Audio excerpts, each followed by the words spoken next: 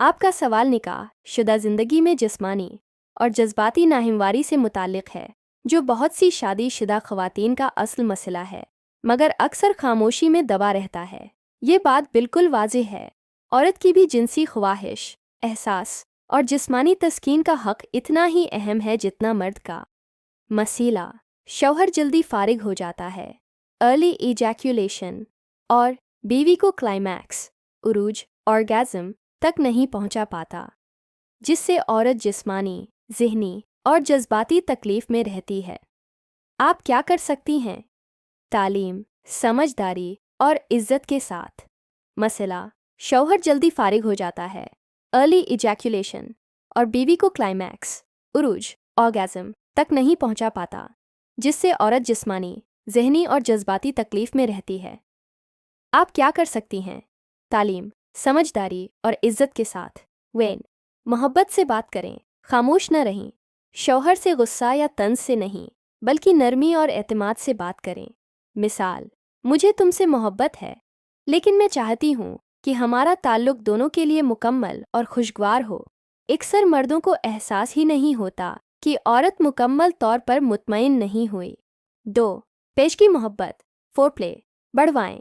मर्द अगर दुखूल से पहले 10-15 मिनट फोरप्ले करे, मिसलन बोसा, लम्स, क्लिटोरिस की नरमी से तहरीक, तो औरत ऑर्गेज़म के करीब आ सकती है। शौहर को बताएं कि फोरप्ले के बगैर औरत का मुकम्मल लुत्फ़ हासिल करना मुश्किल होता है। 3.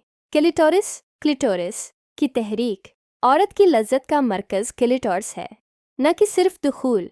शौहर को ये सिखाएं या आतिमाद से कहीं कि वो वहाँ नरमी, ज़बान या हाथ से तहरीक दे। ये औरत को क्लाइमैक्स देने में सबसे मुअस्सिर तरीक़ा है। 4. अपनी जिस्मानी ज़रूरियात को संभालना, सेल्फ अवेयरनेस।